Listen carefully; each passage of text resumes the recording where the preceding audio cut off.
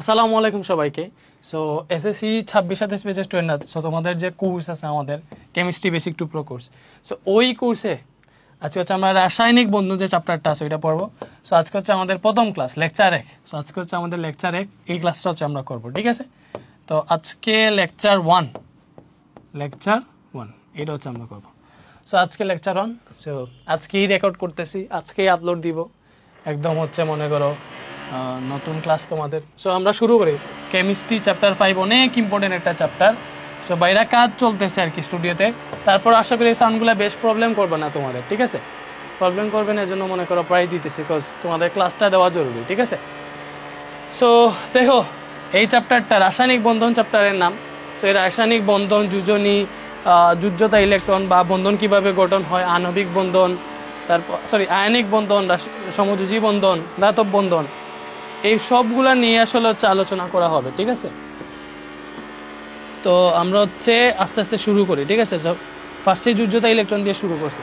তোমরা তো জানো এটার যদি সামারি বলি যে চ্যাপ্টারটা কেমনে শেষ হবে, তাহলে দেখো এই যে যুজনী যুজ্যতা যেগুলো আছে, মেইন যে পার্ট পরীক্ষায় আসবে যেগুলা, এই যে যুজনী যুজ্যতা, তারপরে হচ্ছে শিখা লাগবে যে অষ্টক নিয়ম, অষ্টক 2-এর নিয়ম, ঠিক আছে? অষ্টকতা 2-এর নিয়ম, এইগুলা মানে পরীক্ষায় যেগুলো আসে আর কি, ঠিক আছে? এই যে আয়নিক বন্ধন কেমনে গঠন করে, আয়নিক বন্ধন, ক্যাটায়ন এনায়ন তো পর্ব, সমযোজী বন্ধন, ইম্পর্টেন্ট যেগুলো আসলে পরীক্ষায় আসে ওইগুলো আমি তোমাদেরকে দেখাচ্ছি। মানে এইগুলো বেশিরভাগ সিকিউরিটি আসবে, সবগুলোতে আসবে, মানে এগুলো ইম্পর্টেন্ট টপিক। সমযোজী বানানটা হয় না আর কি, বুঝছো? পরে কেউ কেউ বলবে যে স্যার সমযোজী বানান পারে না, আসছে পড়াইতে, ঠিক আছে? সমযোজী বন্ধন, তারপরে ধাতব বন্ধন, ঠিক আছে? তারপরে হচ্ছে ওই যে মনে করো দ্রাব্যতা, মানে পানিতে দ্রবণীয়তা, পানিতে কি দ্রবীভূত হবে, পানিতে দ্রবীভূত হওয়া, ঠিক আছে? তারপরে হচ্ছে এটা কি অষ্টক নিয়ম মেনে চলছে কি না, কোন নিয়ম মেনে চলছে, এই টাইপের এই জিনিসগুলো ক্লিয়ার করলে হয়ে যাবে, মানে পুরো চ্যাপ্টার শেষ হয়ে যাবে। এই চ্যাপ্টারে বলতে গেলে এইগুলাই আছে, ঠিক আছে? এই চ্যাপ্টারে আসলে এইগুলাই আছে। তো আমরা শুরু করি। এগুলো হচ্ছে আমাদের চ্যাপ্টারের বলতে পারো মেইন যে পেপারগুলো, ঠিক আছে? ওকে, তো দেখো ফার্স্টে কি বলছে, যুজনী ইলেকট্রন, যুজ্যতা ইলেকট্রন। এই যুজ্যতা ইলেকট্রন জিনিসটা কি বলো? যুজ্যতা ইলেকট্রনটা আসলে কি? আমি যদি তোমাদেরকে বলতে যাই ভাইয়া যুজ্যতা ইলেকট্রন হইতেছে, দেখো এখানে লিখাই আছে, লিখে যা আছে তো থাকলো। আমি বলি তোমাদের, যুজ্যতা ইলেকট্রন হইতেছে মনে করো একটা মৌলের ইলেকট্রন বিন্যাস তুমি করবা, ইলেকট্রন বিন্যাস করে এর সর্বশেষ শক্তি স্তরের যতটা ইলেকট্রন থাকবে ওইটাই তার যুজ্যতা ইলেকট্রন। কত ইজি না? এটা লিখে আছে। দেখো কোনো মৌলের ইলেকট্রন বিন্যাসে সর্বশেষ কক্ষপথে যে ইলেকট্রন বা ইলেকট্রন সমূহ থাকে, এত ডিটেলসে না, কোনো মৌলে ইলেকট্রন বিন্যাস করে সর্বশেষ শক্তি স্তরের যতগুলো ইলেকট্রন থাকে সেই সংখ্যাটাই হচ্ছে তার যুজ্যতা ইলেকট্রন। শেষ, বুঝছো? এখানে মনে করো স্ট্যান্ডার্ড ভাবে সংখ্যাটা লিখে আছে, তুমি দেখতে পারো। তো আমি যদি বলি যে ভাইয়া একটা মৌল, এটা মৌল তুমি বলো, আমি বললাম ভাই একটা মৌল হচ্ছে নাইট্রোজেন, ঠিক আছে? নাইট্রোজেনের পারমাণবিক সংখ্যা 7। সো নাইট্রোজেনের আসলে যুজ্যতা ইলেকট্রন কয়টা যদি হিসাব করতে চাই, নাইট্রোজেনের ইলেকট্রন বিন্যাস করবো আমরা 1s2 2s2 2p3, এটাই নাইট্রোজেনের ইলেকট্রন বিন্যাস, 7টা। তো যুজ্যতা ইলেকট্রন কি বলছি, একটা মৌলের সর্বশেষ শক্তি স্তরে যতটা ইলেকট্রন থাকবে ততটা ইলেকট্রনই হচ্ছে তার যুজ্যতা ইলেকট্রন, মানে এই টোটাল ইলেকট্রনটা। তো এটা সর্বশেষ শক্তি স্তরটা কোনটা আমাকে বলো? এটা হচ্ছে প্রথম শক্তি স্তর, এইগুলো হচ্ছে দ্বিতীয় শক্তি স্তর। এটা সর্বশেষ শক্তি স্তরটা কই আছে? এই যে এইটা, এই যে দ্বিতীয় শক্তি স্তর, এটা হচ্ছে আমাদের সর্বশেষ শক্তি স্তর। এটা সর্বশেষ শক্তি স্তরে কয়টা ইলেকট্রন আছে টোটাল? দেখো এখানে কয়টা ইলেকট্রন আছে সর্বশেষ শক্তি স্তরে, এই যে 2টা, এই যে 3টা, এটা টোটাল কয়টা? 5টা। তাহলে এই নাইট্রোজেনের যুজ্যতা ইলেকট্রন কয়টা? 5টা। এই নাইট্রোজেনের যুজ্যতা ইলেকট্রন কয়টা? 5টা। এইভাবে আসলে যুজ্যতা ইলেকট্রন হিসাব করে। একটা মৌলের ইলেকট্রন বিন্যাস করবা, করে এর সর্বশেষ শক্তি স্তরে যতটা ইলেকট্রন পাবা এই ইলেকট্রন সংখ্যা হচ্ছে তার যুজ্যতা ইলেকট্রন। ভাই কি বুঝাইতে পারছি? ওকে, তাহলে এর পরে আসো। এখানে অনেকগুলো দিছে যে পটাশিয়াম, অক্সিজেন, নাইট্রোজেন, ক্যালসিয়ামের যুজ্যতা ইলেকট্রন নির্ণয় করো। মনে করো এই যে নাইট্রোজেন তো করে ফেলছি, পটাশিয়ামটা একটু করে দেখি। পটাশিয়াম কত? এই যে পটাশিয়াম হচ্ছে 19, আমরা সবাই জানি, ঠিক আছে? ইলেকট্রন বিন্যাস 1s2 2s2 2p6, ঠিক আছে? 2p6 3s2 3p6 এটা হচ্ছে আর্গনের ইলেকট্রন বিন্যাস। এরপর এটা 3d তে না গিয়ে 4s এ চলে যায়, 4s1 হয়। এটা হচ্ছে পটাশিয়ামের ইলেকট্রন বিন্যাস। তাহলে এটার সর্বশেষ শক্তি স্তর কই ভাই? এইটা হচ্ছে সর্বশেষ শক্তি স্তর, বুঝতেছো? এই যে 4 সর্বশেষ শক্তি স্তর। তাহলে এটার সর্বশেষ শক্তি স্তরে জয়টা ইলেকট্রন থাকবে, এটাই তার যুজ্যতা ইলেকট্রন। তাহলে সর্বশেষ শক্তি স্তর এইটা। তো এটাতে কয়টা ইলেকট্রন আছে দেখো, সর্বশেষ শক্তি স্তরে এক্স্যাক্টলি কয়টা ইলেকট্রন আছে আমি যদি বলি, কয়টা ইলেকট্রন আছে আমাকে বলো। সর্বশেষ শক্তি স্তরে আছে একটা ইলেকট্রন আছে, ঠিক আছে? তাহলে এই যে এক আছে না, এই একই হচ্ছে তার যুজ্যতা ইলেকট্রন, এই একটাই হচ্ছে তার যুজ্যতা ইলেকট্রন, ঠিক আছে? বলো ভাই, কি বুঝাইতে পারতেছি? ভাইয়া স্মুথলি স্লোলি আগাবো কেন? কজ এটা বেসিক টু প্রকোর্সের ক্লাস, তোমাকে সব পড়ানো হবে যা যা লাগে আর কি, ঠিক আছে? বলো, তোমাদের মনে করো শর্ট সিলেবাস তো খুব দ্রুত আমরা আগাইতেছি না, আস্তে আস্তে আগাইতেছি, তারপরেও 1-1.5 মাসের মধ্যে সম্পূর্ণ সিলেবাসই শেষ হয়ে যাবে, চিন্তা করো না, ঠিক আছে? তো পটাশিয়াম, অক্সিজেন, হাইড্রোজেন, ক্যালসিয়ামের যুজ্যতা ইলেকট্রন নির্ণয় করে। যে তোমার পটাশিয়ামের যুজ্যতা ইলেকট্রন কয়টা? পটাশিয়ামের যুজ্যতা ইলেকট্রন একটা, শেষ, কমপ্লিট। পটাশিয়ামের যুজ্যতা ইলেকট্রন একটা। তো তুমি অক্সিজেনেরটা বের করো, ক্যালসিয়ামেরটাও তুমি বের করো। তো যুজ্যতা ইলেকট্রন বের করে আসলে আমরা শিখে গেছি না? তারপরে দেখো মনে করো অক্সিজেনেরটাও আমি একটু বের করে দেখাই। 8 না, 1s2 2s2 2p4, এটা হচ্ছে আমাদের অক্সিজেনের ইলেকট্রন বিন্যাস। তো এর সর্বশেষ শক্তি স্তর দেখো এই জায়গাটাতে, এটাই। তুমি যদি এইভাবে না বুঝো, অন্য একটা ভাবে বুঝাইতেছি দেখো, তাহলে এইটার সর্বশেষ শক্তি স্তরে ইলেকট্রন আছে 2 আর 4 8টা, সরি 2 আর 4 6টা। তাহলে এই যে 6, এই 6টাই আসলে যুজ্যতা ইলেকট্রন, এই 6ই হচ্ছে আমাদের যুজ্যতা ইলেকট্রন। বলো তুমি কি বুঝছো? বলো, বুঝছো? ওকে, বুঝছো। তাইলে এই 6 যে আছে, এই 6 হচ্ছে তার যুজ্যতা ইলেকট্রন, ঠিক আছে? ওকে, এই 6 হইতেছে তার যুজ্যতা ইলেকট্রন। তাহলে অক্সিজেন গেল। এইবার এই অক্সিজেনটারে অন্যভাবে বুঝে, তাইলে আরো ক্লিয়ার হবা। অনেকে হচ্ছে এইভাবে না বুঝতে পারো, বুঝবার না বুঝার কি আছে? এই যে মনে করো অক্সিজেন, ঠিক আছে? অক্সিজেনের শক্তিস্তরগুলো কি? এটা হচ্ছে তার প্রথম শক্তিস্তর নাকি, ঠিক আছে? এটা হচ্ছে দ্বিতীয় শক্তিস্তর। অক্সিজেনের শক্তিস্তর দুটোই আছে, যদিও তুমি কি পুশ দিছো, কি করতেছো? ভিডিও, আচ্ছা, ঠিকঠাক মতো করো দাঁড়াইয়া। ওকে, এখন আছে। আচ্ছা দেখো, অক্সিজেনের প্রথম শক্তি স্তরে আছে 2টা ইলেকট্রন, 8টা। তো তাইলে দ্বিতীয় শক্তি স্তরে কয়টা আছে? বাকি 6টা দ্বিতীয় শক্তি স্তরে আছে। যে এই 2টা দিলাম, এই 2টা দিলাম, এই 2টা দিলাম। এই যে এটা হচ্ছে অক্সিজেনের আসলে ইলেকট্রন বিন্যাস। তুমি এইভাবে যদি লিখো, তাহলে এইটার 2টা শক্তি স্তর আছে দেখতেছি আমরা, এটা প্রথম, এটা দ্বিতীয়। তাহলে সর্বশেষ শক্তি স্তর আসলে কোনটাই? যে এটাই তো সর্বশেষ শক্তি স্তর। তাহলে এই সর্বশেষ শক্তি স্তরে কয়টা ইলেকট্রন আছে দেখো, গোনাও। 1টা 2টা 3টা 4টা 5টা 6টা। তাহলে সর্বশেষ শক্তি স্তরে ইলেকট্রন সংখ্যা কত? সর্বশেষ শক্তি স্তরে টোটাল ইলেকট্রন কত? ইলেকট্রন হচ্ছে 6, এটাই তার যুজ্যতা ইলেকট্রন। এই 6 যে আছে না, এটাই তার যুজ্যতা ইলেকট্রন। সো এইভাবে করতে পারবা, বাট এইভাবে গুলটুল আইকা তোমার কি ওই সময় আছে? তুমি বড় হয়ে গেছো না, তো এইগুলা করার দরকার নাই। তুমি এইভাবেই বের করে ফেলো, ইলেকট্রন বিন্যাস করবা, শেষে যতটা ইলেকট্রন থাকবে এটাই তার যুজ্যতা ইলেকট্রন। যেইভাবেই করো তার আনসার মিলবে, ঠিক আছে? এরপরে আসো, আমি তোমাকে দেখাই এক্স্যাক্টলি, আমরা দুজনেই পড়বো। এর আগে এই জিনিসটা দেখাই যে মৌল কিভাবে যৌগ গঠন করে এক্স্যাক্টলি, ঠিক আছে? তো এখানে লিখেও দিছে, দেখো মৌলগুলা, এই যে বিভিন্ন মৌলের পরমাণু সমূহ একে অপরের সাথে সর্বশেষ কক্ষপথে ইলেকট্রন বর্জন, গ্রহণ অথবা ভাগাভাগির মাধ্যমে অনুগঠন করে, ঠিক আছে? সো আমি যদি তোমাকে বুঝাই যে তুমি ফার্স্ট অফ অল এই জিনিসটা লেখো, বর্জন গ্রহণের মাধ্যমে যৌগ গঠন করে, এটাকে বলে এক্স্যাক্টলি আয়নিক বন্ধন। আর ভাগাভাগির মাধ্যমে যেটা করে এটা হচ্ছে সমযোজী বন্ধন। তো আসলে বন্ধন গঠনটা কিভাবে হয় আমি তোমাকে দেখাই। দেখো, এই যে সোডিয়াম, সংক্ষেপে বুঝাই, সোডিয়ামের ইলেকট্রন সংখ্যা আছে হচ্ছে কয়টা? দেখো, সোডিয়ামের ইলেকট্রন সংখ্যা আছে 11টা। তাহলে ইলেকট্রন বিন্যাস যদি করো এইভাবে পাবা 1s2 2s2 2p6 3s1, এটাই সোডিয়ামের ইলেকট্রন বিন্যাস। আরেকটা মূল লিখলাম ক্লোরিনের ইলেকট্রন বিন্যাস হচ্ছে এই যে এইটা 1s2 2s2 2p6 3s2 3p5, এটা হচ্ছে আমাদের ক্লোরিনের ইলেকট্রন বিন্যাস। তো এই সোডিয়াম আর ক্লোরিন যদি ভালো করে বুঝো, এই যে সোডিয়াম আছে, এই সোডিয়াম আর ক্লোরিন যদি যৌগ গঠন করতে চায়, ওরা কি করবে বলো? সোডিয়াম আর ক্লোরিন যদি যৌগ গঠন করতে চায়, তাইলে দেখো যৌগ গঠনের সময় ওরা এক্স্যাক্টলি চায় যে ওর কাছাকাছি বা ওর আশেপাশে নিষ্ক্রিয় মৌল যেটা আছে ওইটার কাঠামো অর্জন করতে। মানে সে যখন যৌগ গঠন করবে, যৌগ গঠন করে সে নিষ্ক্রিয় হইতে চাইবে। আমরা নিষ্ক্রিয় মৌলগুলো সম্পর্কে ভালো করে জানি যে হিলিয়াম, নিয়ন, আর্গন, ক্রিপ্টন, জেনন, রেডন, এগুলো হচ্ছে নিষ্ক্রিয় মৌল। এগুলো কি? এগুলো হচ্ছে নিষ্ক্রিয় মৌল। এই যে যেগুলো লিখছে এগুলো কি ভাইয়া? এগুলো এক্স্যাক্টলি হচ্ছে নিষ্ক্রিয় মৌল। এগুলো কি? নিষ্ক্রিয় মৌল। এগুলো হচ্ছে নিষ্ক্রিয় মৌল। সো একটা মৌল যখনই যৌগ গঠন করবে সে চাইবে এই নিষ্ক্রিয় মৌলের কাঠামো অর্জন করতে। তাহলে দেখো এই হিলিয়ামের পারমাণবিক সংখ্যা 2, নিয়নের 10, আর্গনের 18, ক্রিপ্টনের হচ্ছে 34, জেননেরটা 56, মেবি এইগুলো আর লাগবে না, এতটুকু জানলেই হয়েছে।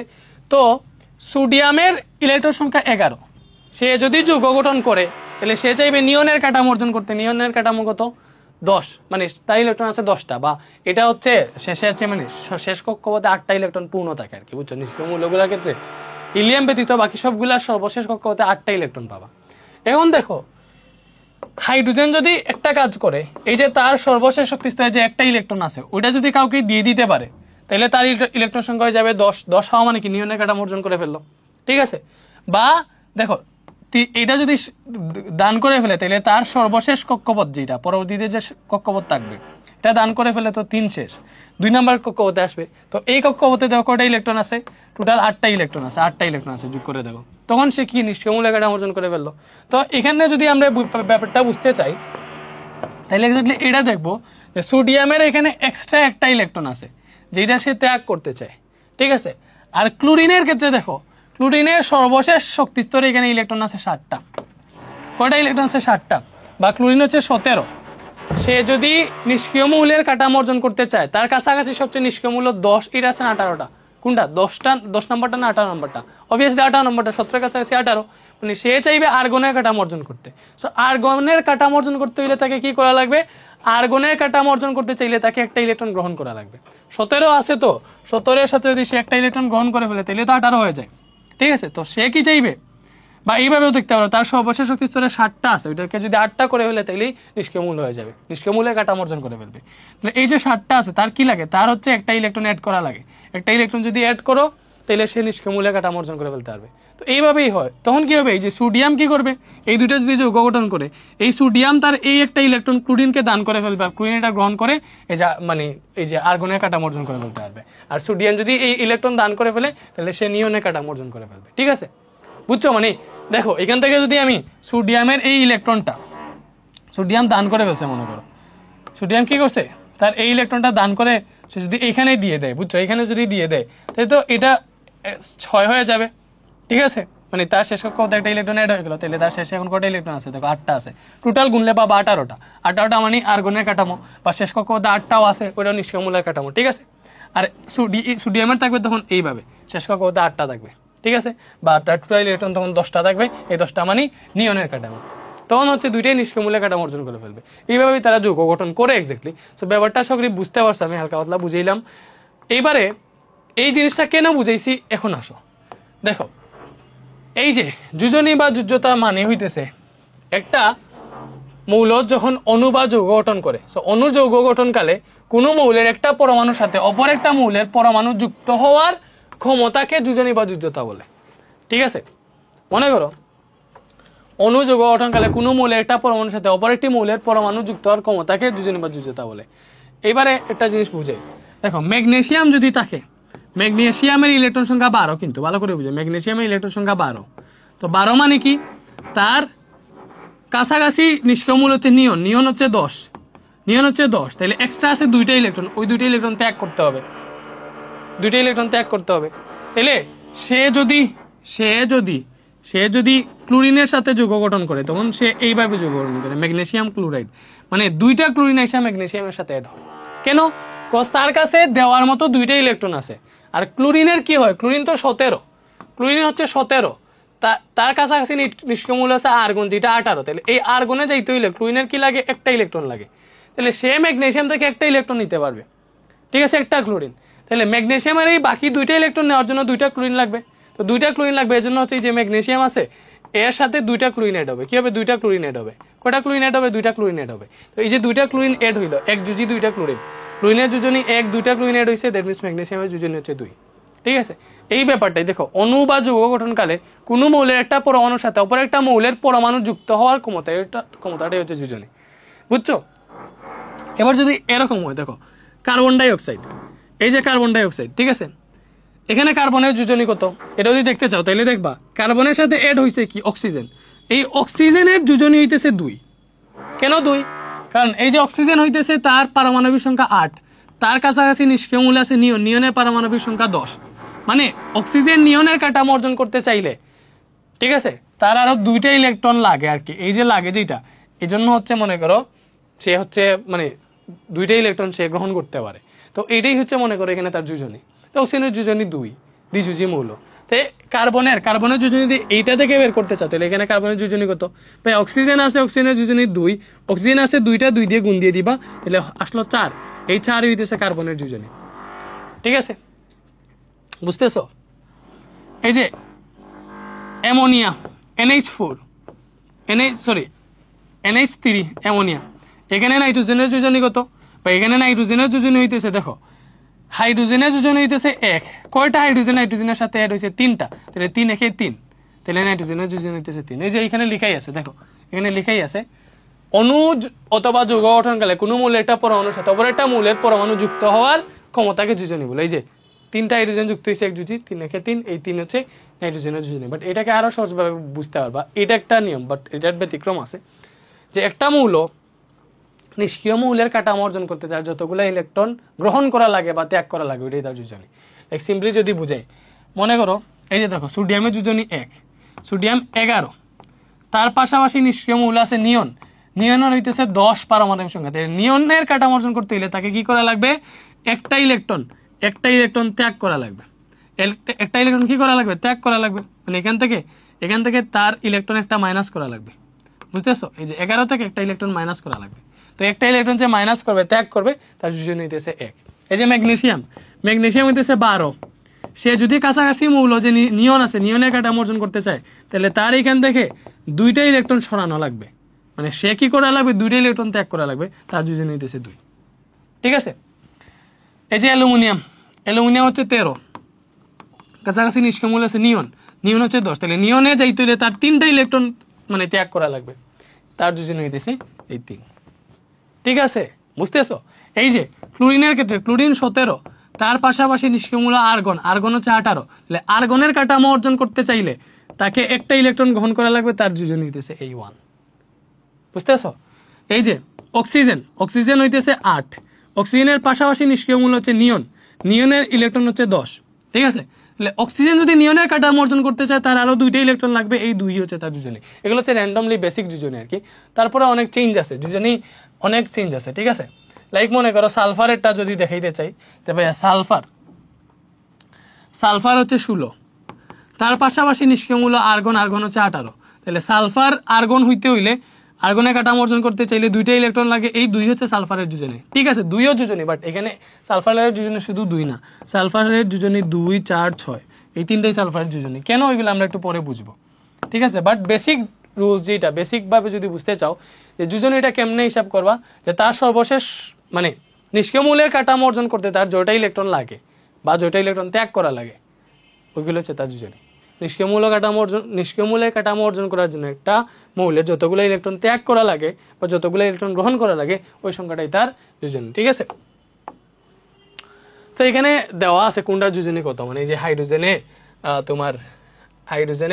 এই যৌগ হাইড্রোজেনের যোজনী 1, বা basically hydrogen, lithium, sodium, potassium এগুলো যোজনী 1, তুমি হিসাব করে দেখবা এগুলা প্রত্যেকটা। লাইক এই যে পটাশিয়াম আছে, এটা কি দেখা যায় নাকি বেশি আলো হয়ে গেছে?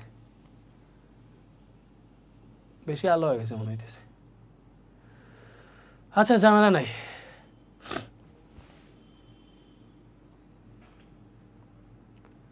আমার কালো দেখাইলে হবে না, ঠিক আছে? ওকে, না এইভাবেই থাক।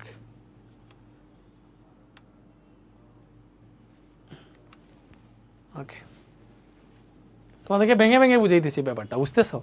তাহলে একটু কমাইতে পারি। ওকে,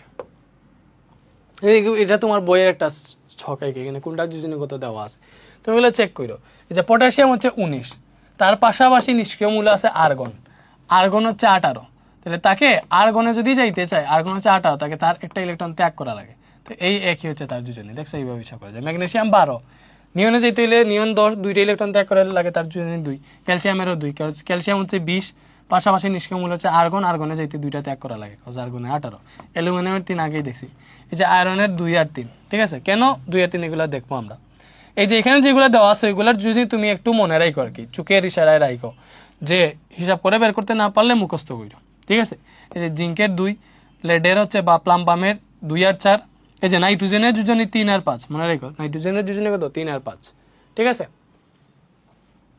এই যে silver, fluorine, chlorine, bromine, iodine এইসবগুলো যোজনী 1, বুরনের যোজনী 3, কারণ বুরনের যোজনী 3 কেন? বুরন হইতেছে 5, ঠিক আছে? ঠিক আছে, সে যদি তার কাছাকাছি, দেখো আরেকটা হইতেছে বুরন 5, তার কাছাকাছি যদি নিয়নের কাঠামো অর্জন করতে চায় তাহলে নিয়ন হচ্ছে 10, মানে আরো 5টা ইলেকট্রন গ্রহণ করা লাগে। বাট সে ইজিলি হিলিয়ামের কাঠামো অর্জন করে ফেলতে পারবে। হিলিয়াম 2, মানে তাকে 3টা ইলেকট্রন ত্যাগ করলে হিলিয়ামের কাঠামো অর্জন করে ফেলতে পারবে। সো এই বুরন কি করবে? 3টা ইলেকট্রন ত্যাগ করবে। সো ত্যাগ করলেই 3টা ইলেকট্রন ত্যাগ করতেছে না, তার যোজনী হইতেছে 3। ফসফরাসের যোজনী 3 আর 5, ঠিক আছে? তো বুঝাইতেছি যে 2টা যোজনী কেন হয় আর কি। তো এইগুলো আশা করি মনে রেখো, যে কার্বনের যোজনী 2 আর 6, সালফারের যোজনী 2, 4, 6, 3টা সালফার যোজনী, এগুলো মনে রেখো। তো এবারে আসো, দেখো ওই যোজনী আরেকটা দেওয়া আছে, কোনো মৌলের সর্বশেষ কক্ষপথে, যে আমি এখন যেটা বুঝাইছি আর কি, কোনো মৌলের সর্বশেষ কক্ষপথে অষ্টক পূরণের জন্য যে কয়টি ইলেকট্রন লাগে, দেখো যে কয়টি ইলেকট্রন লাগে, অথবা অষ্টক পূরণ হয়ে গেলে অতিরিক্ত যে কয়টা ইলেকট্রন অবশিষ্ট থাকে, ঠিক আছে, সেটাই তার যোজনী, ঠিক আছে? কিন্তু সব মৌলের ক্ষেত্রে এটা প্রযোজ্য নয়, অবভিয়াসলি প্রযোজ্য নয়। তো এটা হচ্ছে বেসিক রুল, যেটা আমি পড়াইছিলাম, যে বেসিক এইভাবে চিন্তা করতে পারো। তো এই যে সবগুলার ক্ষেত্রে এই নিয়ম কেন প্রযোজ্য নয়, এটার একমাত্র কারণ হচ্ছে পরিবর্তনশীল যোজনীর প্রভাব। পরিবর্তনশীল যোজনী, এই পরিবর্তনশীল যোজনীটা কি দেখাই তোমাকে সবচেয়ে সুন্দর আমি দেখিতে পারবো সালফার দিয়ে, ঠিক আছে? বা নাইট্রোজেন, সালফার দিয়ে দেখানো যায়। কারণ প্রশ্ন হইতেছে কেন পরিবর্তনশীল যোজনী এক্স্যাক্টলি একটা মৌল প্রদর্শন করে, সেটা হচ্ছে ডি ব্লকের জন্য আর কি। পরিবর্তনশীল যোজনী মূলত ডি ব্লকের মৌলের অসম্পূর্ণতা, ইলেকট্রন বিন্যাস এবং মৌলের রাসায়নিক অবস্থার কারণে প্রদর্শিত হয়, ঠিক আছে? তো এই কথাটার ব্যাখ্যা একটু আমরা দেখি। মনে করো সালফারের যোজনী 3টা, দেখো আমরা স্বাভাবিকভাবে যদি চিন্তা করি, সালফার কি করতে পারবে? এই যে সালফার 16, তো তার এই দিকে আছে নিষ্ক্রিয় মূল আর্গন, যেটা পারমাণবিক সংখ্যা 18, এই দিকে আছে নিষ্ক্রিয় মূল হচ্ছে নিয়ন, ঠিক আছে, যেটা পারমাণবিক সংখ্যা 10। সে যদি আর্গনের কাঠামো অর্জন করতে চায় তার 2টা ইলেকট্রন লাগবে, এটা হচ্ছে তার যোজনী, এখান থেকে তার যোজনী 2 দিতে পারবো। আবার সালফার যদি নিয়নের কাঠামো অর্জন করতে চায় তাইলে তার 6টা ইলেকট্রন কি করতে হবে? ত্যাগ করা লাগবে। তার ক্ষেত্রে যোজনী 6 আমরা বলতে পারি, বুঝছো? বাট এটা আসলে না, এইভাবে তুমি বলতে পারবে না। তার এই যে এই পারফেক্টটা কাছাকাছি মূল্য যেটা আছে ওইটা দিয়ে 2, ওইটা ঠিক আছে, বাট 6, 4 এগুলা কেমন হয় তোমাকে দেখাই। সালফারের যোজনী কত? 2, 4, 6, এটা কেমন হয় এটা হচ্ছে আমরা এখন দেখবো। সালফারের যোজনী 2, 4, 6, সালফারের যোজনী, ঠিক আছে? তো এইবারে এই যে সালফারটা আছে, সালফারের ইলেকট্রন বিন্যাস যখন আমরা করবো, দেখো স্বাভাবিক ইলেকট্রন বিন্যাসটা হচ্ছে 1s2, 2s2, 2p6, ঠিক আছে, 3s2, 3p4, হিসাব করে যে এখানে 10টা, এখানে 6টা, টোটাল হচ্ছে 16টা ইলেকট্রন। তো এই সালফারটাকে এই যে পি যেটা আছে, পিকে যদি তুমি একটু ভাঙ্গো, ঠিক আছে, এটাকে এইভাবে লিখতে পারবা 1s2, 2s2, 2p6, 3s2, 3p4। আচ্ছা, এটাকে একটু ভাঙ্গাই। আচ্ছা, এবার একটা তোমাকে দেখাই জিনিসটা, এই যে 3s2 আর 3p4 এগুলো আসলে কেমনে? মনে করো যে 3 নাম্বার শক্তি স্তরের যে এস, যেটা এটা হচ্ছে এস, ঠিক আছে, এটা কি? এটা হচ্ছে 3s, বুঝছো? তারপরে এই যে মনে করো পিতে হচ্ছে অরবিটাল 3টা থাকে, সরি, এই যে পি এর চৌম্বকীয় ইলেকট্রন সংখ্যা হচ্ছে অরবিটাল 3টা, লাইক পিটাকে তুমি 3টা স্লটে করতে পারবা পি, ঠিক আছে? এমনিতেও তুমি পি অরবিটাল জানো, ঠিক আছে, পি কে তো জানো, বাট এইগুলোর মধ্যে এই যে পিটাকে, এটাকে বলা হয় পি এক্স, এটাকে বলা হয় পি ওয়াই, এটাকে বলা হয় পি জেড। পি এর মধ্যে এই ভার্সনগুলো আছে, ঠিক আছে?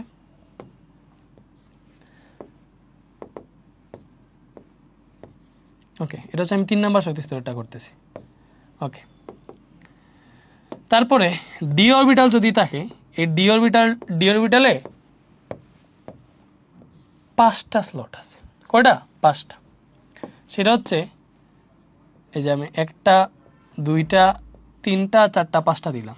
এটাকে বলা হয় DXY, এটাকে বলা হয় DYZ, আরেকটা বলা হয় DZX, আরেকটা বলা হয় DX square minus Y square, আর একটা আছে, সো এইগুলা বাদ দাও, তুমি এতটুকু জানো DX square minus Y square এটার নাম। আচ্ছা, সো এই যে এইগুলো এইভাবে স্লট থাকে। তো এই যে সালফারের এইগুলো আমি দেখে দিয়েছি যে S2 আর P4 এগুলো ইলেকট্রন কেমনে থাকে, যে 3s এর ইলেকট্রনটা এই যে এইভাবে থাকে, একটা ইলেকট্রন এইভাবে ঢুকে সোজা, আর একটা একটু উল্টো হয়ে ঢুকে, ঠিক আছে, আর একটা কি উল্টো হয়ে ঢুকে। এই সোজা যেটা ঢুকে এটার মান হচ্ছে +1/2, উল্টা যেটা ঢুকে এটা উল্টা ঢুকছে জন্য -1/2, ঠিক আছে। আচ্ছা, এইভাবে লেখা হয় স্পিন কোয়ান্টাম সংখ্যা আর কি। এরপরে এই যে P4 আছে না, এই যে P4 এর এগুলো তো আমরা টোটাল, এই যে টোটাল পি অরবিটাল, এই পুরোটা হচ্ছে টোটাল পি অরবিটাল, এটা S অরবিটাল, এটা হচ্ছে ডি অরবিটাল, ঠিক আছে। তো এই পুরো পি অরবিটালে টোটাল 4টা ইলেকট্রন আছে, এটা আমরা এখানে লিখছি, ভালো করে বুঝো। তাহলে PX যেটা, এখানে 4টা ইলেকট্রন কেমন হয়, মনে করো পিতে একটা ইলেকট্রন এসে ঢুকছে, তখন এটা এখানে ঢুকবে, ঠিক আছে। যদি এটা P2 হয়, মানে পিতে যদি দেখো 2টা ইলেকট্রন আছে, তাহলে সেকেন্ড ইলেকট্রনটা এইখানে উল্টো হয়ে ঢুকবে না, বরং এটা এইখানে যাবে, এটা হচ্ছে সেকেন্ড ইলেকট্রন। এইভাবে প্রথমে হচ্ছে 3টা কক্ষ সে পূরণ করে, পরে আবার যদি আরো অতিরিক্ত ইলেকট্রন থাকে আবার প্রথম থেকে পূরণ করে, ঠিক আছে। P3 যদি হয়, ওটা কি হবে, এই যে এটাতে যাবে 3 নাম্বার ইলেকট্রনটা। যদি P4 হয়, তাহলে দেখো কি হয়েছে, P4 মানে কি, এই 3টাতে দিয়ে দিয়েছে, আর একটা ইলেকট্রন বাকি আছে, এই যে শেষ ইলেকট্রনটা P4 হইলে তো 3টার বাদে আর একটা বাকি থাকে, এটা এখানে আসে উল্টো হয়ে বসবে, ঠিক আছে। তো P যদি 5 হয়, তাহলে তো দেখো এখন দেখো এখানে কয়টা আছে, 4টা আছে, 5 নাম্বারটা এখানে যাবে, P6 হইলে এখানে যাবে, এইভাবে ইলেকট্রনগুলো থাকে। ডিতেও এইভাবে, ডিতে তো 10টা, প্রথমে একটা একটা করে এইভাবে ঢুকে আর কি, ঠিক আছে, এই যে D5 পর্যন্ত এইটা, তো D6 এই যে এটা, D7 এটা, D8 এটা, D9 এটা, D10 এটা, ঠিক আছে, এইভাবে হয় জিনিসগুলো, বুঝতেছো। তো এইবার যদি আমি তোমাকে বুঝাইতে চাই, আমাদের এখানে P4 ছিল, P4 না, 3s2 3p4, এই যে 3s2, এসে 2টা আর পিতে টোটাল 4টা আছে।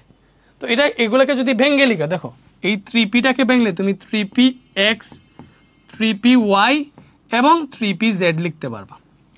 x এ আছে কোটা, দেখো এই এখান থেকে তুমি সরাসরি বসাইতে পারবে যে x এ 2টা আছে, y এ একটা, z এ একটা।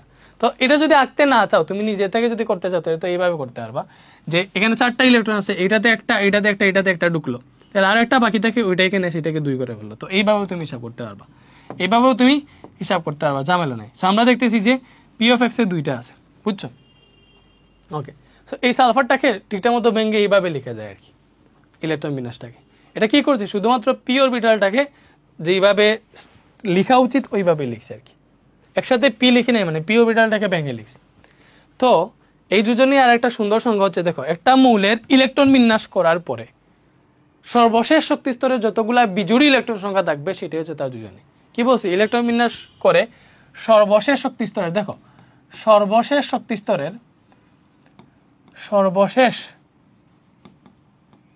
শক্তি স্তরের বিজোড় ইলেকট্রন, কি বলছি, সর্বশেষ শক্তি স্তরের বিজোড় ইলেকট্রন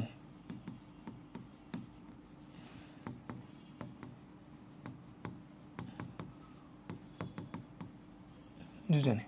তো সর্বশেষ শক্তি স্তরে বিজোড় ইলেকট্রন সংখ্যা যদি দুজনে হিসাব করো, দেখো এইখানে সর্বশেষ শক্তি স্তরে বিজোড় ইলেকট্রন আছে এই যে 2টা, তুমি দেখো পিতে একটা আছে, সরি পিওয়াই একটা আছে আর পিজেড একটা আছে, মানে তুমি এটা সর্বশেষ শক্তি স্তরে দেখো বিজোড় আছে, তো 1 1 এগুলোই তো বিজোড়, 2 তো আর বিজোড় না। সর্বশেষ শক্তি স্তরে এখানে বিজোড় আছে 2টা ইলেকট্রন, তখন এটার দুজনই হবে 2, এই জায়গাটাতে সালফারের দুজনই হবে 2, বুঝছো, সর্বশেষ শক্তি স্তরে বিজোড় ইলেকট্রনটাই। এবার এটাকে হচ্ছে আমি একটু উপরে লিখি, মানে এটা কাজে আসবে, বুঝছো। এরপরে দেখো এইবার এই সালফারটাকে যদি তুমি এবার উত্তেজিত করো, কি করো, উত্তেজিত করো, তাহলে এবার একটা কাহিনী ঘটবে, সেটা হচ্ছে উত্তেজিত করছি তো 2s2 2p6 3s2 এতটুকু, ঠিক আছে। উত্তেজিত করা কি হবে, দেখো একবার উত্তেজিত করছি, তো একবার উত্তেজিত করলে এই যে পি অরবিটালটা মানে উত্তেজিত হয়ে গেছে, সো এই যে শেষ ইলেকট্রনটা, পি অরবিটালের যে শেষ ইলেকট্রনটা আছে, মনে করো এটা তো P4 এর ক্ষেত্রে P3 হয়ে 4 নাম্বার ইলেকট্রন এখানে ঢুকছে, সো উত্তেজিত করে ফেললে 4 নাম্বার ইলেকট্রন আর এইখানে ঢুকবে না, বরং ডি অরবিটালে চলে যাবে, কজ এই সালফারের শেষে এখানে কিন্তু 3d অরবিটাল 0 হিসেবে ফাঁকা হিসেবে আছে, কজ 3 নাম্বার শক্তি স্তরে কিন্তু d অরবিটালও আছে, 3s 3p 3d 3 নাম্বার শক্তি স্তরে হয়, জানো তোমরা 3d কিন্তু পসিবল। তো এই সালফারের এখানে কিন্তু 3d আছে, যেটাতে কোনো ইলেকট্রন নাই, 0 হিসেবে আছে। তো যদি তুমি এটাকে উত্তেজিত করো, উত্তেজিত করলে এই যে পি এর এই শেষ ইলেকট্রনটা 4 নাম্বার ইলেকট্রনটা এখানে আসার কথা, বাট এখানে নাই, সেখানে চলে যাবে। তখন কিভাবে দাঁড়াবে দেখো, এই যে 3p এক্স এখন একটা ইলেকট্রন আছে, ওয়াই একটা ইলেকট্রন, জেড একটা ইলেকট্রন, পি জেড একটা ইলেকট্রন, আর আরেকটা ইলেকট্রন 4 নাম্বার ইলেকট্রন এটাতে না আইসা কোথায় চলে গেছে, 3dx হয়ে চলে গেছে, দেখো এইটাতে চলে গেছে। ব্যাপারটা উত্তেজিত করা কি হয়েছে, এই যে পিতে যে এই ইলেকট্রনটা ছিল, ঠিক আছে, এখানে 4টা ইলেকট্রন হয়, মানে 4 নম্বর ইলেকট্রনটা আবার px এ চলে আসছিল, ওইটা কি হবে, ওইটা এখন হচ্ছে dx হয়ে চলে যাবে, মানে এই যে d অরবিটালের এই জায়গায় চলে যাবে, ঠিক আছে। তখন তোমার হচ্ছে দেখো, বা তুমি যদি এইভাবে চিন্তা করো যে আগে এইভাবে ছিল, তোমার হচ্ছে একটা করে 4 নাম্বারটা এখানে আসছে, সো 3px2 ছিল আর কি। তো এখন হচ্ছে মনে করতে পারো যে x এর দুটি ইলেকট্রন ছিল, একটা ইলেকট্রন উত্তেজিত করায় pa x এর একটা ইলেকট্রনটা d-তে চলে গেছে।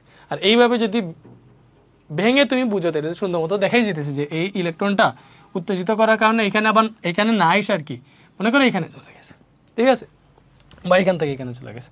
তো এইবার যদি হিসাব করো, এটা সর্বশেষ শক্তি স্তরে বিজয়ী ইলেকট্রন কয়টা আছে, এটা সর্বশেষ শক্তি স্তরে এইবার বিজয়ী ইলেকট্রন আছে 1 2 3 4টা। তো এইবার দেখো সর্বশেষ শক্তি স্তরে বিজয়ী ইলেকট্রন 4টা আছে, এজন্য এটার যোজনী হবে 4, এজন্য এটার যোজনী কি হবে 4, বুঝাইতে পারছি। এইবার এটাকে ফাইনাল, মানে আরো যদি উত্তেজিত করো, এটাকে যদি আরো উত্তেজিত করো, ঠিক আছে, এটাকে কি করছি এবার আরো উত্তেজিত করছি, তাহলে আরো উত্তেজিত করলে কি হবে, এবার দেখো আরো বেশি উত্তেজিত করছি, আরেকটা মানে 2 স্টার আরো উত্তেজিত করলে এই এস অরবিটাল যেটা আছে এটাও ভেঙে যাবে। এই এস এ দেখো 2টা ইলেকট্রন আছে, এটার একটা ইলেকট্রন এখান থেকে এই যে সোজা এখানে চলে যাবে, ঠিক আছে। তখন কি হবে দেখো, এই 3sটাও ভেঙে যাবে, এটা হবে 3s1, 3px1 যেভাবে ছিল এইভাবে, 3py1 যেভাবে ছিল এইভাবে, 3pz1 যেভাবে ছিল এইভাবে, 3dxy1 যেভাবে ছিল এইভাবে, ঠিক আছে। এই এস এ কিন্তু 2 ছিল, ভালো করে বুঝো, এস এ ইলেকট্রন ছিল 2টা, বাকি যে একটা ইলেকট্রন এস এর ইলেকট্রনটা ওইটা হচ্ছে 3dxy এর পরে কোনটা আছে 3dyz, এই 3dyz এ চলে যাবে। তো এইবার যদি তুমি হিসাব করো, তাহলে দেখো এটা সর্বশেষ শক্তি স্তরে 3 নাম্বার শক্তি স্তর, তো এটাই তো সর্বশেষ শক্তি স্তর, এটাতে এবার বিজুড়ি ইলেকট্রন কয়টা আছে, 1 2 3 4 5 6টা বিজুড়ি ইলেকট্রন আছে।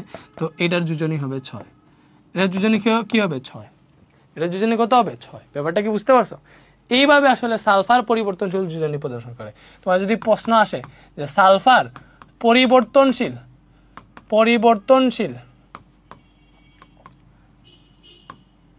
যোজনী প্রদর্শন করে,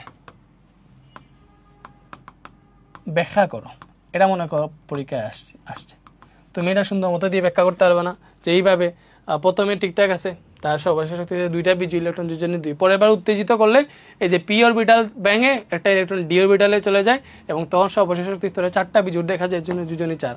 আবারও যদি উত্তেজিত করি তাহলে এস অরবিটালটা ভেঙে আবার ওই এস এর ইলেকট্রনটা ডিতে চলে যায়, তখন হচ্ছে সর্বশেষ শক্তি স্তরে ইলেকট্রন আসে বিজয়ী ইলেকট্রন 6টা, এজন্য হচ্ছে আমরা সালফারের যোজনী 6 বলতে পারি, ঠিক আছে। সালফার যোজনী কি পাইলাম, সালফার যোজনী 2 4 6 পাইলাম। তো এইভাবে সালফার কেমনে পরিবর্তনশীল যোজনী প্রদর্শন করে। ওকে, সো এখন হচ্ছে আমরা নাইট্রোজেনের যোজনীগুলো দেখি। দেখো নাইট্রোজেনের যোজনী হচ্ছে আমরা জানি 2 আর 5, সরি 3 আর 5, নাইট্রোজেনের যোজনী কত 3 আর 5। সো এই 3 আর 5 কেমনে হয়, তো নাইট্রোজেনের যদি ইলেকট্রন বিন্যাস করি, তো এটা আমরা পাই দেখো 1s2 2s2 2p3। তো এটাকে যদি তুমি সুন্দর মতো লিখতে চাও যে এইভাবে, এস এইটা আর পিটাকে যদি লিখতে চাও যে এটা হচ্ছে পি, ঠিক আছে, এটা কি, এটা হচ্ছে পি।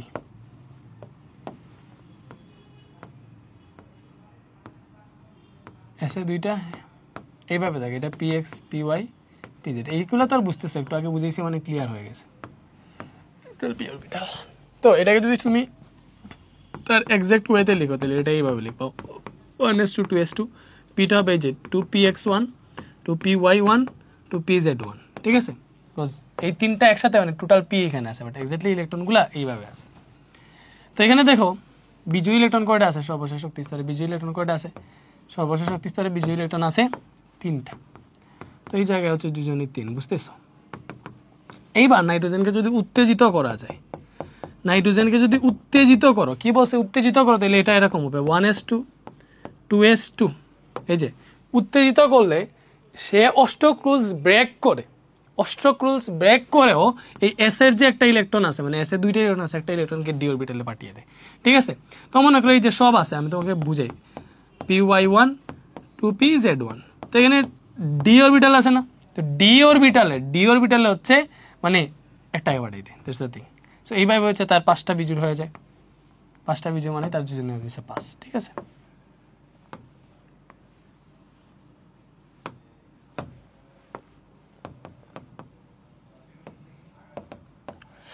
আচ্ছা। সো এই নাইট্রোজেনের 3 আর 5 এগুলো বুঝবা। সো এগুলো আশা করি তোমরা বুঝতে পারছো। তো পরিবর্তনশীল জন্য কোনটা কত দেখে নিও, হাইড্রোজেনের 1, এই যে কি বলে দুজনই হচ্ছে আয়রনের 2 আর 3, কপারের 1 আর 2, জিঙ্কের 2, কার্বনের 2 আর 4, 2 আর 4 কেমন এটা আশা করি বুঝতে পারছো, পারবাও। তো এইভাবে আর কি। এইবারে সবচেয়ে গুরুত্বপূর্ণ একটা জিনিস, সবচেয়ে গুরুত্বপূর্ণ সুপ্ত যোজনী জিনিসটা কি দেখো। সুপ্ত যোজনী হইতেছে একটা মৌলের, সুপ্ত যোজনী মানে হইতেছে, দেখো সুপ্ত যোজনী কি, সুপ্ত যোজনী হইতেছে, সুপ্ত যোজনী, সুপ্ত যোজনী হইতেছে একটা মৌলের সর্বোচ্চ যোজনী থেকে যদি তার সক্রিয় যোজনীটাকে বাদ দিয়ে দেয় তাহলে সুপ্ত যোজনী পাও। সুপ্ত যোজনী মানে হচ্ছে সর্বোচ্চ যোজনী মাইনাস সক্রিয় যোজনী, সর্বোচ্চ যোজনী মাইনাস সক্রিয় যোজনী। সুপ্ত যোজনী কি, সর্বোচ্চ যোজনী মাইনাস সক্রিয় যোজনী। ঠিক আছে, সুপ্ত যোজনী মানে কি, সর্বোচ্চ যোজনী মাইনাস সক্রিয় যোজনী। এই সুপ্ত জিনিসটা হইতেছে, দেখো সুপ্ত মানে কি, লুকানো। সো যেই যোজনীটা লুকানো থাকবে, ঠিক আছে, তো ওই যোজনীটাই আসলে সুপ্ত যোজনী। এইবার এটা আসলে কেমনে তোমাকে ব্যাপারটা বুঝাই, লাইক সালফার, সালফারের সর্বোচ্চ যোজনী কত আমাকে বলো, সালফারের সর্বোচ্চ যোজনী কত, সালফারের সর্বোচ্চ যোজনী 6। ঠিক আছে, তাহলে এই যে সালফার ডাইঅক্সাইড, এই যৌগটাতে সালফারের যোজনীটা এক্স্যাক্টলি কত এখানে ইউজ হয়েছে, তো এই যৌগটাতে সালফারের যোজনী যেটা ইউজ হয়েছে এটা হবে তার সক্রিয় যোজনী। যে সালফার ডাইঅক্সাইড আছে এখানে সালফারের যোজনী কত, যদি আমরা হিসাব করতে চাই, দেখো অক্সিজেন আছে দুইটা সরি অক্সিজেন দ্বিযোজী মূল, অক্সিজেনের যোজনী 2টা অক্সিজেন সালফারের সাথে যুক্ত হয়েছে, তাহলে 2টা অক্সিজেন যুক্ত হয়েছে 2 × 4, মানে এই যৌগটাতে সালফারের যোজনী হইতেছে আমাদের 4। তাহলে সালফারের যোজনী এই যৌগটাতে কি, সালফারের সক্রিয় যোজনী, এই যৌগটাতে সালফারের সক্রিয় যোজনী হইতেছে 4। ঠিক আছে, এই যৌগটাতে সালফারের সক্রিয় যোজনী হইতেছে 4, তাইলে এই যৌগে সালফারের সুপ্ত যোজনী কত হবে, এই যৌগটাতে এইভাবে স্পেসিফিক কোন যৌগের সুপ্ত যোজনী কত এটা ইউজ বের করা লাগে। তাহলে এই যৌগটাতে সালফারের সুপ্ত যোজনী হবে তার সর্বোচ্চ যোজনী মাইনাস সক্রিয় যোজনী, তাহলে সর্বোচ্চ যোজনী পাইছি 6, এবং এই যৌগটাতে সালফারের সক্রিয় যোজনী হচ্ছে 4, সর্বোচ্চ যোজনী থেকে সক্রিয় যোজনী বিয়োগ করলে আমরা সুপ্ত যোজনী পাবো, তাহলে এই যৌগটাতে সালফার সুপ্ত যোজনী 2। ঠিক আছে, আরো যদি আমি তোমাকে দেখাই এক্স্যাক্টলি, ঠিক আছে, এই ইয়েটা গেল কই, পেছনের যে ব্যাকগ্রাউন্ডটা গেল কই, রিমুভ করে ফেলছে কোথায় মেবি,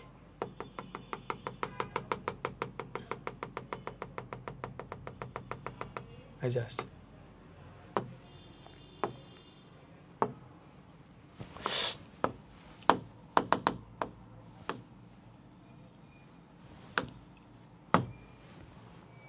বুঝছো, তো এটাতে যদি সালফারে তুমি সুপ্ত যোজনী বের করতে চাও, এটাতে এমনি বের করবা, এটাকে আমি লক করে দিই, আমার সোনার মনা পাখি, এই যে এই যৌগটাতে যদি সালফারের সুপ্ত যোজনী বের করো তাহলে সুপ্ত যোজনী কত হবে, তার সর্বোচ্চ যোজনী হচ্ছে 6, এ থেকে সক্রিয় যোজনী 4, এটা বিয়োগ দিবা, সুপ্ত যোজনী 2 পাবা।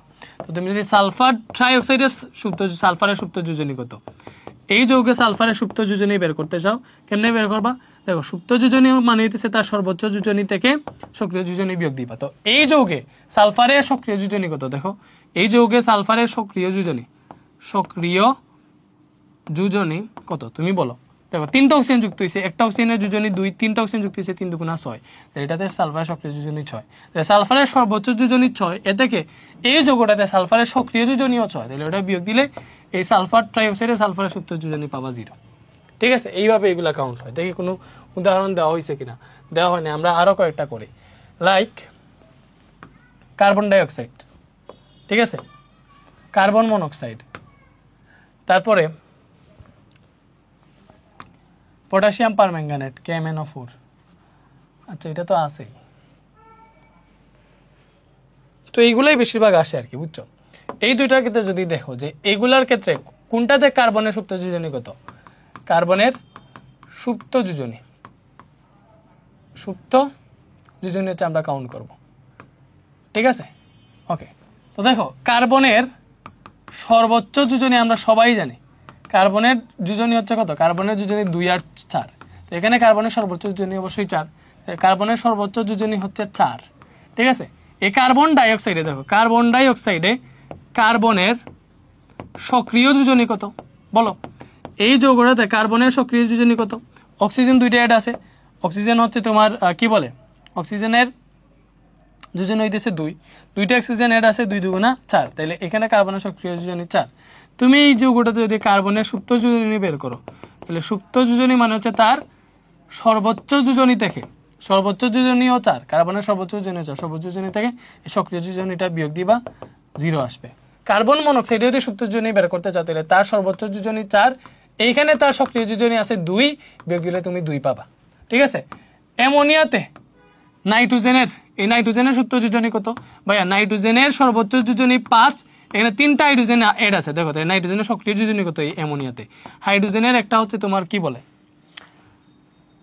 হাইড্রোজেনের যোজনী 1, 3টা হাইড্রোজেন অ্যাড হয়েছে, 3 1 3, এইভাবে বের করতে পারো, তবে এটা জারণ সংখ্যা বের করে যোজনী তুমি 3 করতে পারো কত, ঠিক আছে। কারণ যৌগ গঠনের সময় যোজনীর আদান প্রদান হয়, ঠিক আছে, এটা যোজনী এটাতে যায়, এটা যোজনী এটাতে যায়, তো এক যুজি হইলে তুমি ডিরেক্ট দেখে ফেলতে পারবা যে এই যে মনে করো 3টা হাইড্রোজেন রয়েছে যোজনী 3, বাট দ্বিযুজির ক্ষেত্রে দেখা লাগবে যে যেটা অ্যাড হয়েছে ওইটা যোজনী কত, ওইটা যোজনী যদি 2 হয় তো 2 এর সাথে যেটা আছে ওইটা গুণ হবে, 3 হইলে 3 এর সাথে যেটা আছে ওইটা গুণ হবে, ঠিক আছে। দেখতে হবে যে কোনটা আসলে তার সাথে অ্যাড হয়েছে, যে মূলটা অ্যাড হয়েছে ওইটা যোজনী কত। তো এখানে হাইড্রোজেন অ্যাড হয়েছে, তার যোজনী 1, 3টা অ্যাড হয়েছে, 3 1 3, এই 3 যেটা এটা হচ্ছে নাইট্রোজেনের যোজনী। যৌগ গঠন কেমনে করে একটু পরে দেখাইতেছে। তো এখানে যদি নাইট্রোজেনের সুপ্ত যোজনী বের করতে চাই, নাইট্রোজেনের সর্বোচ্চ যোজনী 5, কজ নাইট্রোজেনের যোজনী আমরা জানি 3 আর 5, এই জায়গাটাতে তার যোজনী সক্রিয় যোজনী আছে 3টা, 3 যদি বিয়োগ দাও তাহলে সুপ্ত যোজনী হচ্ছে 2, এটা হচ্ছে নাইট্রোজেনের সুপ্ত যোজনী এই অ্যামোনিয়াতে। তো এইভাবে আই থিঙ্ক সুপ্ত যোজনী ক্লিয়ার পারবা এখন থেকে। এরপরে হচ্ছে যোজনী আমাদের কেন জানা প্রয়োজন, এটা তো আমরা সবাই জানি। মৌলের যোজনী সম্পর্কে জ্ঞান না থাকলে রাসায়নিক সংকেত, দেখো রাসায়নিক সংকেত ঠিক মতো লিখতে পারতাম না, যৌগ গঠন কেমনে হয় ওইটা লিখতে পারতাম না, বিক্রিয়া নামকরণ ও বিশ্লেষণ এগুলো সঠিকভাবে করা সম্ভব হইতো না, এজন্য রসায়নে যোজনীটা অপরিহার্য। সো এটা পরীক্ষা আসতে পারে শর্ট কোয়েশ্চেনে, কেন আমাদের যোজনী জানা প্রয়োজন, এটা মনে রাখো, শর্ট কোয়েশ্চেনের জন্য এটা ইম্পর্টেন্ট, খ নাম্বারের জন্য ইম্পর্টেন্ট, ঠিক আছে। আচ্ছা, এরপরে আসো যৌগমূলক। এই যৌগমূলক জিনিসটা কি ভাইয়া, যৌগমূলক হচ্ছে মানে যৌগ তো যৌগ আছে, এটার সাথে মূলক এড হবে, তো আয়ন মানে মনে করো এই যৌগমূলকের সংজ্ঞা আছে, দেখো একাধিক মৌলের কতিপয় পরমাণু বা আয়ন পরস্পরের সাথে মিলিত হয়ে ধনাত্মক বা ঋণাত্মক আধান বিশিষ্ট একটা পরমাণু গুচ্ছ তৈরি করে এবং এটি একটি মৌলের আয়নের ন্যায় আচরণ করে, এ ধরনের পরমাণু গুচ্ছকে যৌগমূলক বলে। লাইক মনে করো অ্যামোনিয়া আছে, অ্যামোনিয়া NH3, এটা একটা যৌগ, এটার সাথে যদি তুমি হাইড্রোজেন অ্যাড করো H+, তখন এটা হয়ে যায় অ্যামোনিয়াম 4, মানে অ্যামোনিয়াম প্লাস, অ্যামোনিয়াম আয়ন হয়ে যায়। এই যে অ্যামোনিয়াম যৌগমূলক সবগুলোতে দেখবো এখানে আয়ন আছে, প্লাস মাইনাস এগুলো আছে আর কি। তো এই যে অ্যামোনিয়াম আয়ন, এটাই আসলে একটা যৌগমূলক, এটাই আসলে একটা যৌগমূলক, ঠিক আছে। তারপরে আরো অনেকগুলো যৌগমূলক আছে, আমি তোমাদেরকে দেখাই, অনেকগুলো তোমাদের বই থেকেই দেখাই, ঠিক আছে। ওকে, তারপরে হচ্ছে মনে করো কার্বনেট, এই যে কার্বন ডাইঅক্সাইডের সাথে যদি অক্সিজেন অ্যাড হয়, ঠিক আছে, তখন এটা এরকম হয়ে যাবে, কার্বন অক্সিজেন 3টা হয়ে যাবে আর আদান তো 2-, তখন এটা হয়ে যাবে আমাদের মানে কার্বনেট, এটার নাম হচ্ছে কার্বনেট, ঠিক আছে। কার্বনেট না, অবভিয়াসলি তো কার্বনেট, হ্যাঁ কার্বনেট, এই কার্বনেটটাই আসলে যৌগমূলক, এই জিনিসটাই আসলে যৌগমূলক, এই যে আয়নের ন্যায় আচরণ করতেছে, যৌগমূলক। আর এই যে এটার নাম হচ্ছে তোমাদের অ্যামোনিয়াম,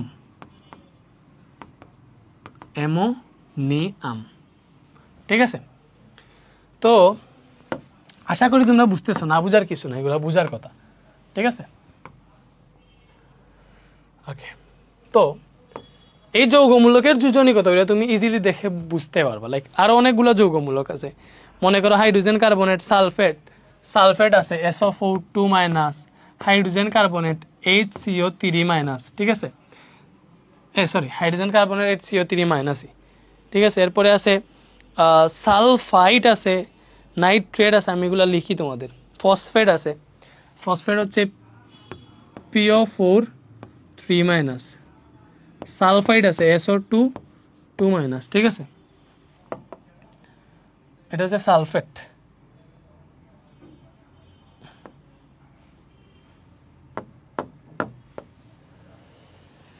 ওকে, -,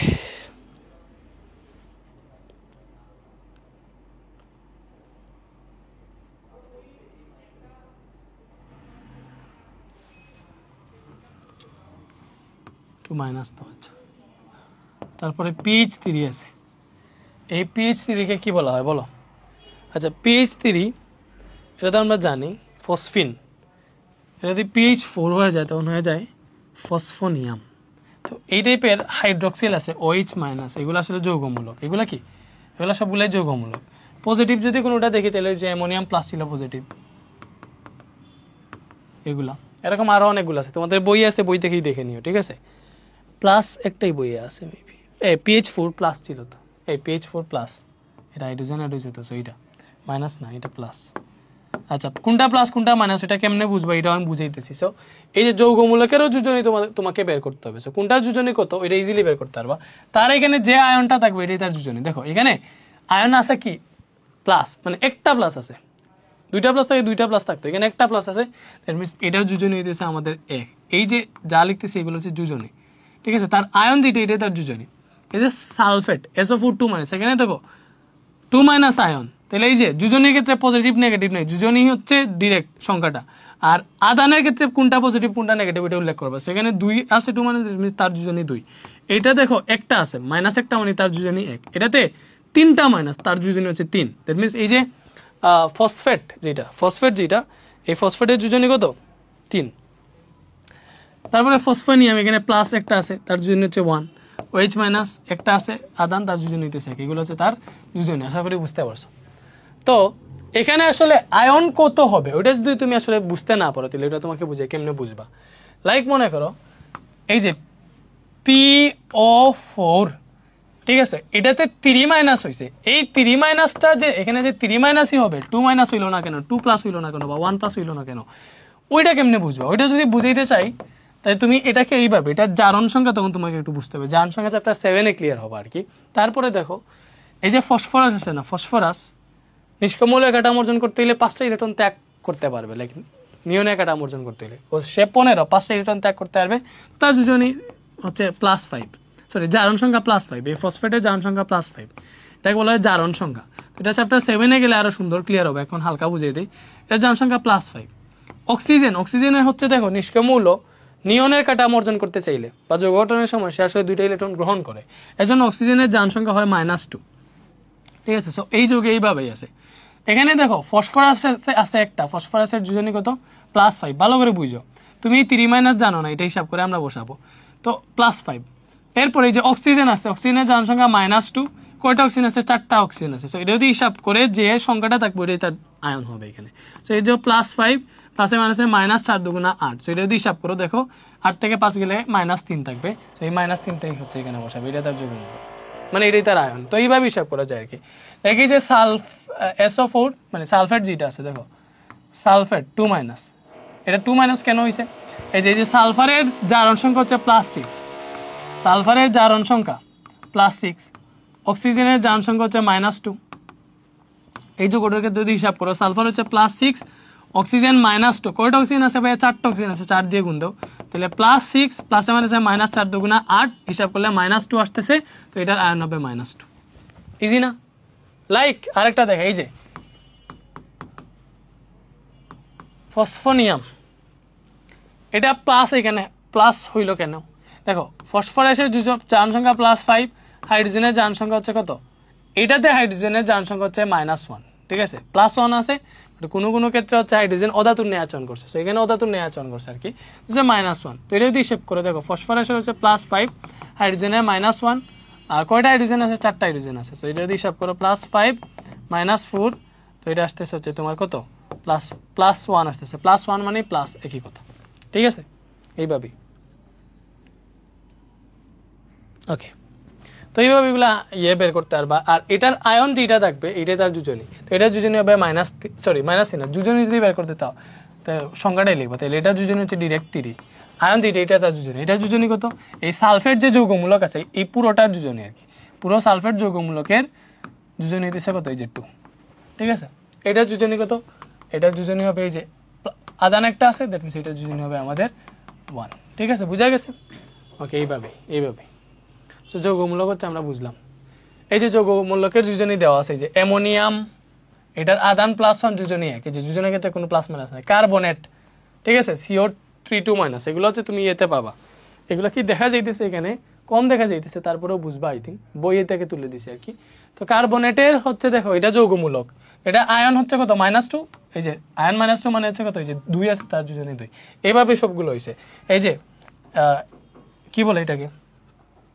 এটা নাইট্রেট এটা নাইট্রাইট ঠিক আছে এটাতে নাইট্রোজেনের যোজনী +5 ইউজ হইছে ভালো করে বুঝো এটাতে নাইট্রোজেনের যোজনী কত ইউজ হইছে +5 এটাতে নাইট্রোজেনের যোজনী +3 এড হইছে মানে মানে মানে কি বলছে এখানে নাইট্রোজেনের জন্য +5 ইউজ হইছে এখানে +3 ইউজ হইছে আর অক্সিজেন তো -2 তো হিসাব করে দেখবো এই যে -1 আদানি হবে এই যে এটা তার হচ্ছে কি যোজনী ঠিক আছে তো আই থিঙ্ক এগুলা ক্লিয়ার হইছো এরপরে রাসায়নিক সংকেত লেখার নিয়ম রাসায়নিক সংকেত এক্স্যাক্টলি কেমনে লেখে এই জিনিসটা তোমাদের বোঝা উচিত মনে করো এই যে পানি H2O এই রাসায়নিক সংকেতটা আসলে কেমনে লেখে ফার্স্ট অফ অল শর্তটা হচ্ছে দেখো তুমি কি করবা মনে করো একটা যৌগ যদি হয় লাইক এই যে হাইড্রোজেন কি সে নিজে নিজে বিক্রিয়া করে আর কি মনে করো গ্যাস হিসেবে থাকে তা H2 এইভাবে আর কি পরিবেশে থাকে অক্সিজেন গ্যাস হিসেবে থাকে O2 ঠিক আছে নাইট্রোজেন গ্যাস হিসেবে থাকে N2 ঠিক আছে শুধুমাত্র নিষ্ক্রিয় মৌল যেগুলা ওইগুলো হচ্ছে আর ধাতুগুলো হচ্ছে স্বাভাবিক অবস্থা থাকে যে নিষ্ক্রিয় মৌল আছে হিলিয়াম এটা হিলিয়ামই থাকে হিলিয়াম গ্যাস এইভাবেই নিয়ন এইভাবেই থাকে স্বাভাবিকভাবে আর্গন এইভাবেই থাকে বাট এই যে hydrogen oxygen nitrogen chlorine fluorine এগুলো আসলে তারা হচ্ছে মানে এইভাবে যৌগগুলা থাকে যৌগ হিসেবে এইভাবে থাকে আর কি গ্যাস হিসাবে ঠিক আছে তো এই যে নাইট্রোজেন গ্যাসটার যদি সংকেত লিখতে চাও এটা তো রাসায়নিক সংকেত লিখতেছি আমরা নাইট্রোজেনের সংকেত প্রথমে নাইট্রোজেনের যে প্রতীক যেটা আছে এটাকে তুমি লিখবা নাইট্রোজেনের প্রতীক N এবং দুইটা নাইট্রোজেন মিলে হচ্ছে আমাদের নাইট্রোজেন এই যে এই নাইট্রোজেন গ্যাসটা মানে কি হয় তৈরি হয় দুইটা নাইট্রোজেন মিলে এই যে দুইটা নাইট্রোজেন এড হইছে এই যে দুইটা নাইট্রোজেন যে এখানে আছে ওই দুইটা বোঝানোর জন্য এই যে দুইটাকে তুমি এইভাবে দিলে হবে না দুইটাকে এই যে এটার নিচের দিকে আর কি ছোট করে এইভাবে লিখবা ঠিক আছে এই যে ক্লোরিন কেমনে অ্যাড হয় ক্লোরিন গ্যাস কেমনে হয় যে ক্লোরিন দুইটা মৌল একসাথে বিক্রিয়া করে এই যে Cl2 এটা গ্যাস হিসেবে থাকে যে ক্লোরিন যে দুইটা এখানে দুইটা ক্লোরিন মিলে যে ক্লোরিন গ্যাসটা হয় এটা বোঝানোর জন্য ক্লোরিন ওইটাই তো ক্লোরিন যৌগ তো যে দুইটা ক্লোরিন আছে দুই এইভাবে দিবা ঠিক আছে ওজন এই যে ওজন গ্যাস এই যে ওজনে হচ্ছে 3টা অক্সিজেন থাকে তো ওই যে 3টা এইভাবে দিবে এটার নাম হচ্ছে ওজন এটার নাম কি ওজন গ্যাস আর কি ঠিক আছে এরপরে আসো এটা তো বুঝলাম বাট অ্যাকচুয়ালি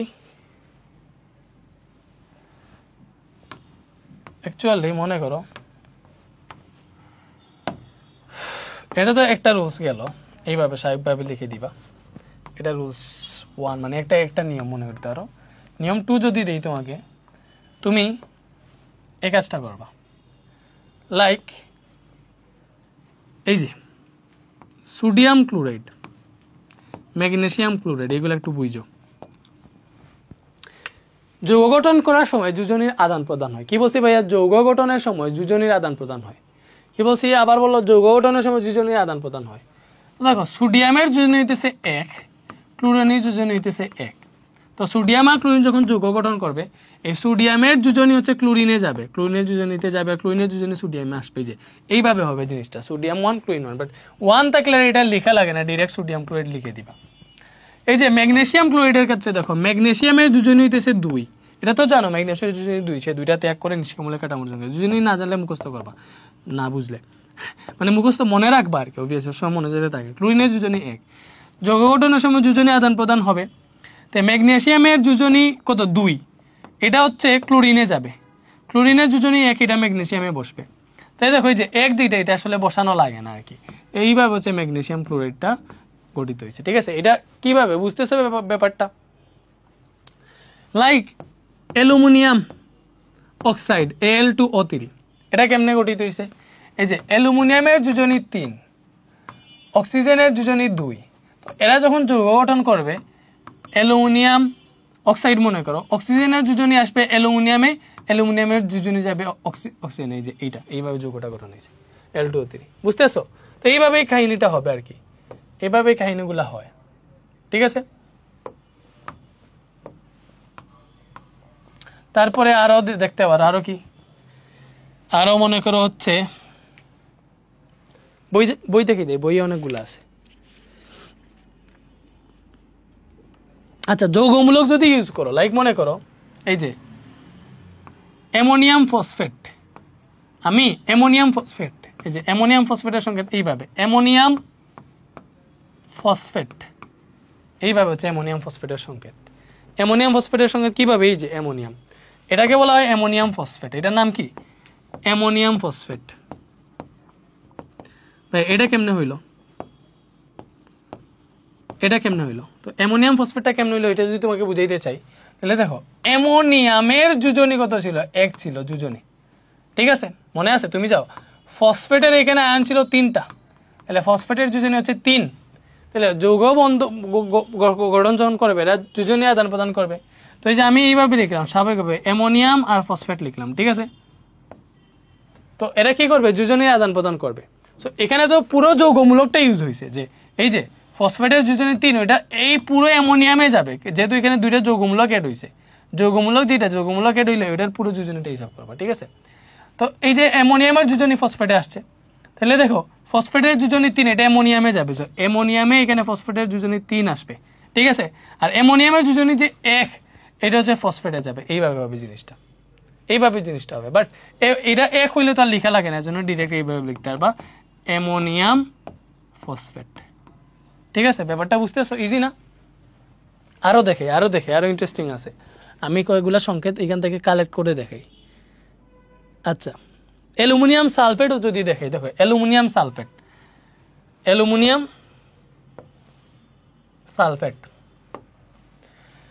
তো অপর বিষয়ে যাই, দেখো অ্যালুমিনিয়াম সালফেটের সংকেত হচ্ছে এই যে এইভাবে Al2SO4 3। তো এটা কেমনে হয়েছে এটা যদি বুঝাইতে চাই, অ্যালুমিনিয়াম সালফেট, দেখো অ্যালুমিনিয়ামের যোজনী, অনলি অ্যালুমিনিয়ামের যোজনী 3, আর সালফেটের যোজনী হইতেছে ভাইয়া 2। আমরা সবাই জানি সালফেটের যোজনী হইতেছে 2 এই যৌগমূলকের। তাহলে এখানে যৌগ যখন গঠন করবে, দেখো এখানে অ্যালুমিনিয়াম আর সালফার যৌগ গঠন করে নাই, অ্যালুমিনিয়ামের সাথে এই পুরো সালফেটটা অ্যাড হয়েছে।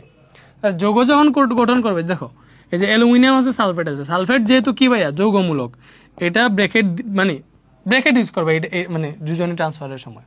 ঠিক আছে, মনে করো অ্যালুমিনিয়ামের যোজনী কত? 3, এটা পুরো সালফেটে যাবে, যে সালফেট তো এখানে পুরো যৌগমূলকটাই সে অ্যালুমিনিয়ামের সাথে অ্যাড হয়েছে, অ্যালুমিনিয়ামের যোজনীটা এই পুরোটাতে ইউজ হবে, তো এইখানে যাবে। ঠিক আছে, আর সালফেটের যোজনী কত? 2, এটা আসবে অ্যালুমিনিয়াম, এটা যোজনী কত? সালফেটের যোজনী 2, ওইটা অ্যালুমিনিয়ামের কাছে হিসাবে বসে, অ্যালুমিনিয়াম কাছে। এইভাবে যোজনী আদান প্রদান হয়, যৌগটা গঠন হয় আর কি। তো এই যে অ্যালুমিনিয়াম সালফেট এইভাবে গঠন হয়েছে, ব্যাপারটা বুঝছো?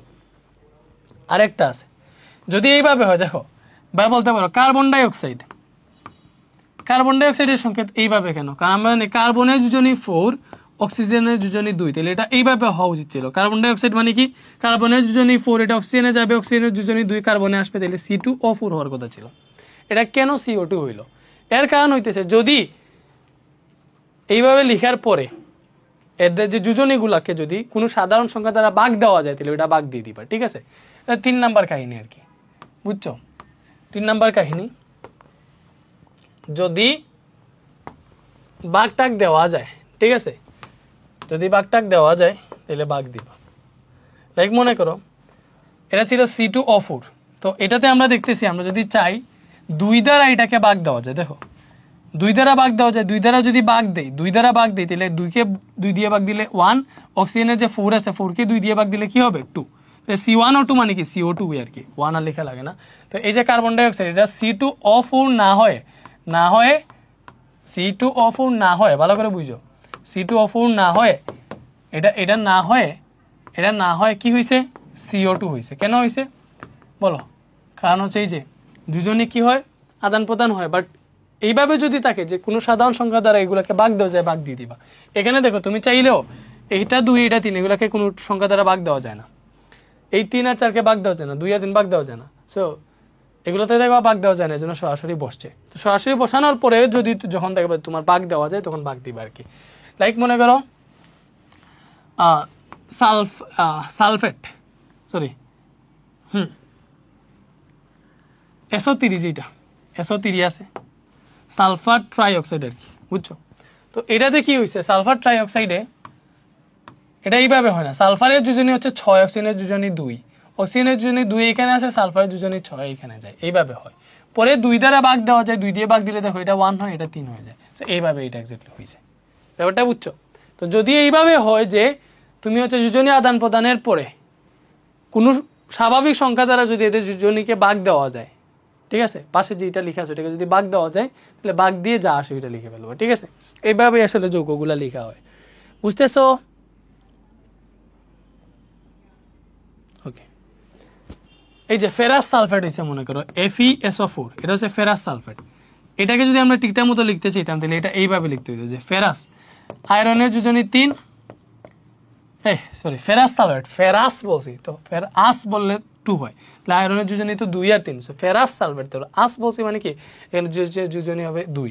তো ফেরাস সালফেটের যোজনী কত, সালফেটের যোজনীও 2। সো এরা যখন যৌগ গঠন করবে এরকম হবে, দেখো একে যোজনী আদান প্রদান হবে, তাহলে Fe2SO4 2 এইভাবে হওয়ার উচিত ছিল, ঠিক আছে? এইভাবে হওয়ার কথা, যেহেতু যোজনী আদান প্রদান হয় তো এইভাবে হওয়ার কথা।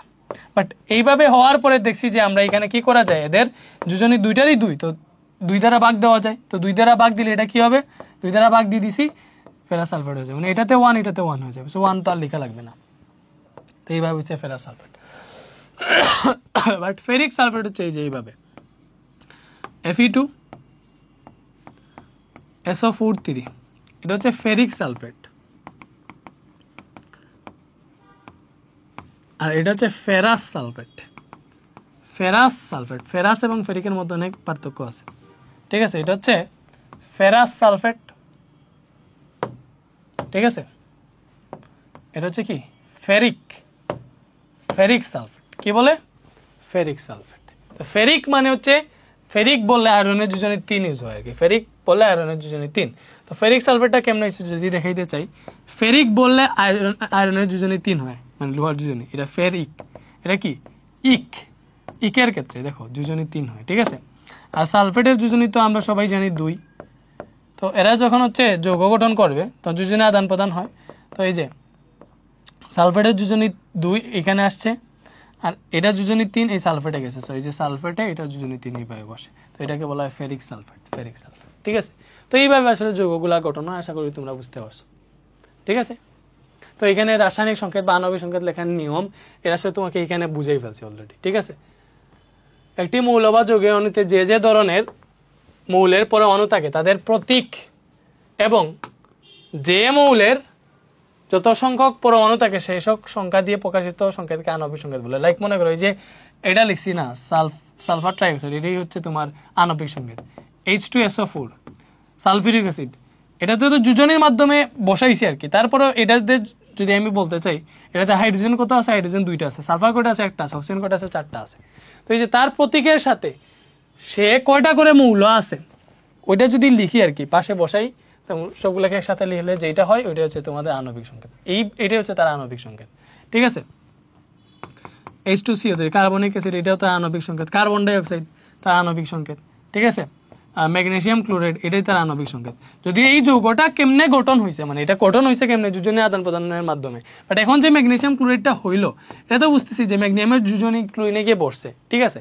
এটা বসছে বলে, বাট এক্স্যাক্টলি এটা এরকম ভাবে হয় যে ম্যাগনেসিয়ামের 2টা ইলেকট্রন ত্যাগ করতে পারে, ক্লোরিন 2টা ইলেকট্রন, 1টা ইলেকট্রন গ্রহণ করতে পারে। তো এজন্য কি হয়, ম্যাগনেসিয়াম 2টা ইলেকট্রন ত্যাগ করতেছে, ওই 2টা ইলেকট্রনকে গ্রহণ করার জন্য 2টা ইলেকট্রন প্রয়োজন।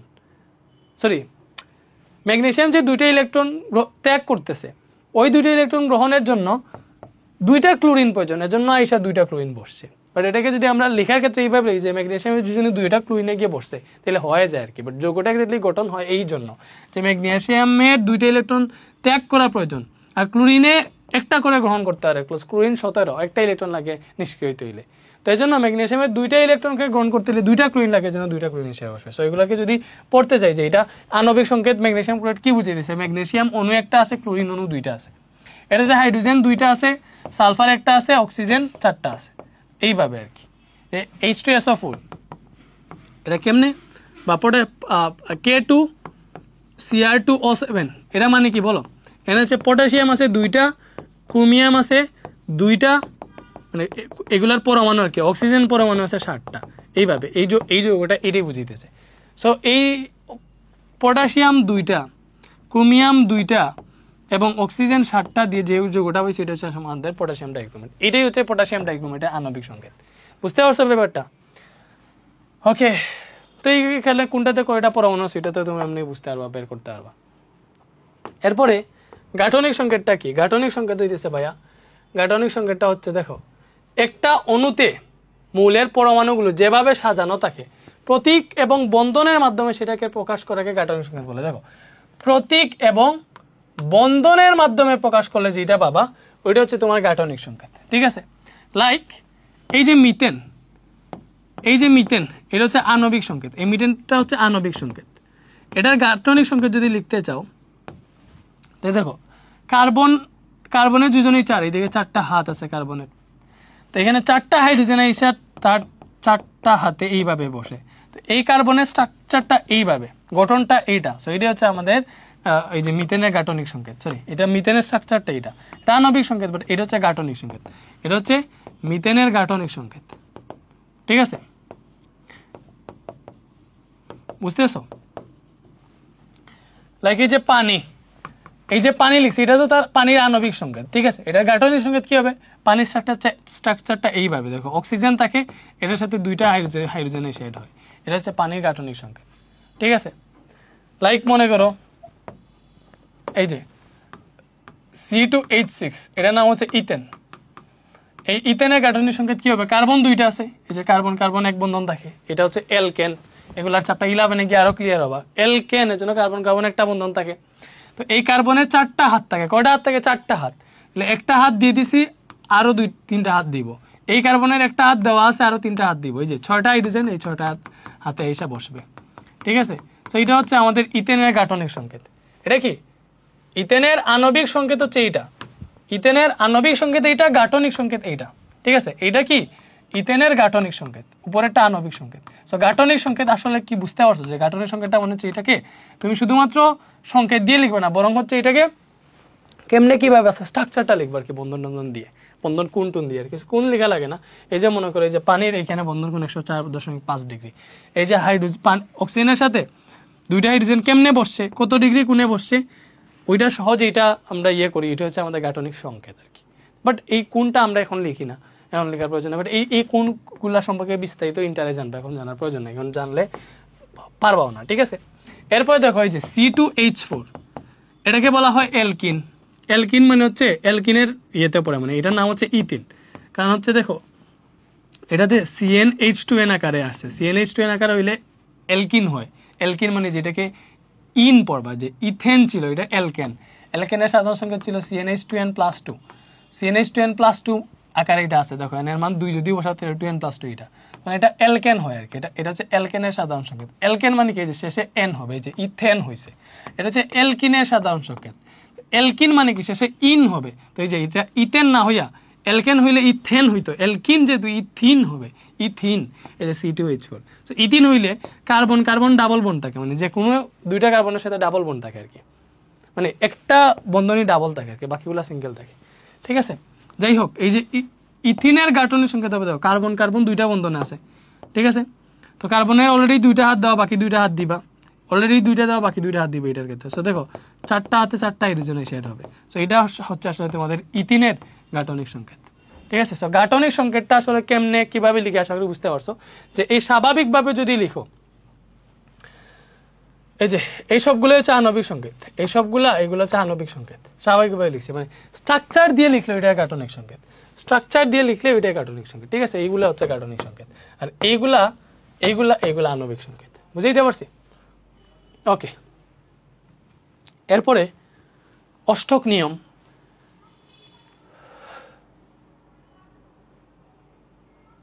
আচ্ছা, অষ্টক নিয়ম এই ক্লাসে না পড়াই আর কি, এই ক্লাসে এতটুকু থাকো গাঠনিক সংকেত পর্যন্ত। অষ্টক নিয়ম, দুইয়ের নিয়ম, তারপরে নিষ্ক্রিয়কে সেগুলো আমরা পড়ে পড়ি, ঠিক আছে? এগুলা পড়া ভালো, অষ্টক নিয়ম মানে পড়ে পড়া ভালো, আলাদা একটা লেকচার করি ওখানে আয়নিক বন্ধন, সমযোজী বন্ধন সব কিছু আমরা শিখবো। ওকে, তো এটা পরে শিখি আমরা। আজকে ক্লাসটা এতটুকুই, তো যেটা ক্লাস লাগে শেষ করবো, ঝামেলা নাই। আজকে আমরা এতটুকু পড়ছি, এনাফ পড়ে ফেলছি। ভালো থাকো, আল্লাহ হাফেজ, দেখা হবে আরেকটা ক্লাসে।